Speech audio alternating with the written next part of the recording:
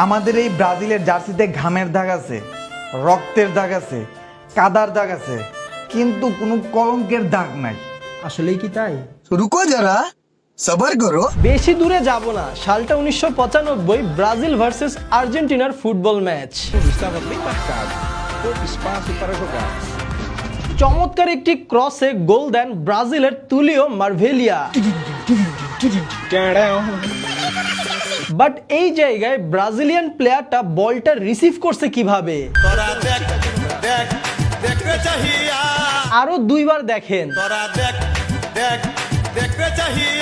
হাত দিয়ে বলটি থামিয়ে তারপর দিয়ে দিল চমৎকার গোল।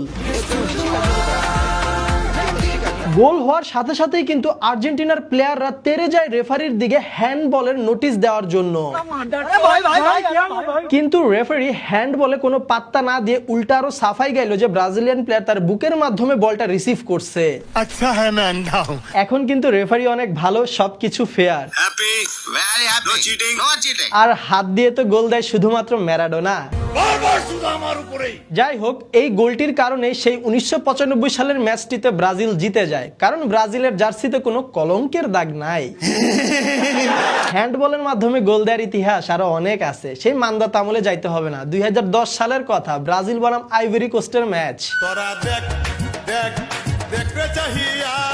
বলটা স্পষ্ট হ্যান্ডবল হয়, কিন্তু রেফারি কোনো প্রকার বাঁশি দিল না, খেলাও থামলো না, ব্রাজিলের প্লেয়ার গোল দিয়ে দিল।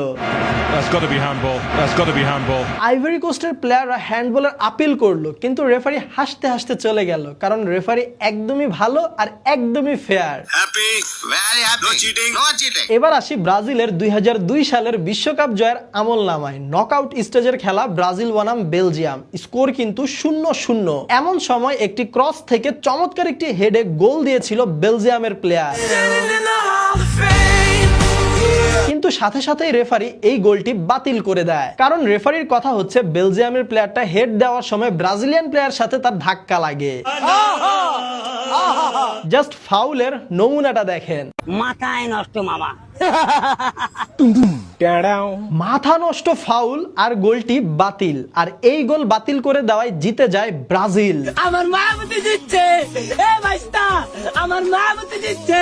এখানে কিন্তু রেফারি খুবই ভালো, একদমই ফেয়ার ম্যাচ হয়েছে, কারণ ব্রাজিলের জার্সিতে কোনো কলঙ্কের দাগ নাই।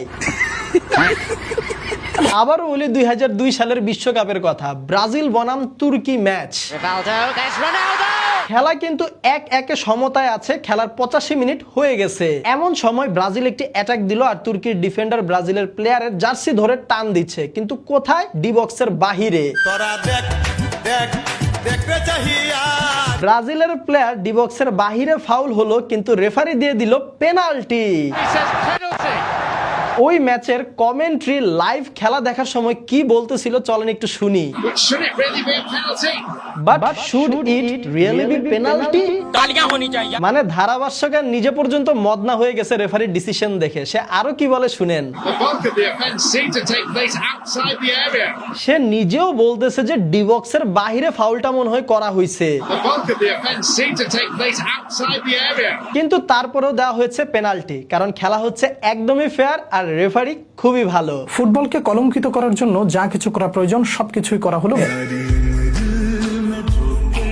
যাই হোক, এই জায়গায় ব্রাজিলের প্লেয়ারটা কিভাবে পড়ে গেছে সেই নাটকের কথা আর নাই বা বলি। অভিনয়ের জন্য নারী সেরা রে।